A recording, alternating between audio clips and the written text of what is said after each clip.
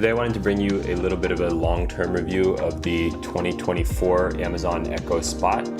This is a device I've been using for the past 3 months, and while I have a lot of the Amazon Echo ecosystem in my apartment, I think this is a really good kind of desk companion or a bedside companion.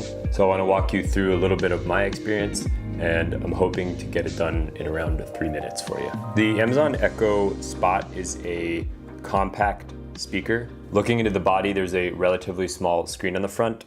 This is nothing like the Echo 5 or 8 where you're going to want to watch video on it. It's rather small and it's just for kind of important information on it. The build quality is generally pretty solid, and it's nice it has the ambient sensor. So in darker scenarios, it will dim automatically, or you can control it here with the meter here. And speaking of the display in the app, there are colors that you can kind of customize for the profile of the device. So you can set it to the colors that you like.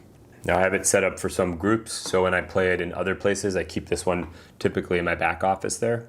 And that's what I was saying, it's like a nice little desk companion because it shows me any notifications I need there, or I can look up the weather, or ask it some questions and just have the help of the Alexa assistant, which I can also control the lights and shades and anything in my house pretty much, like the fan, TVs, etc.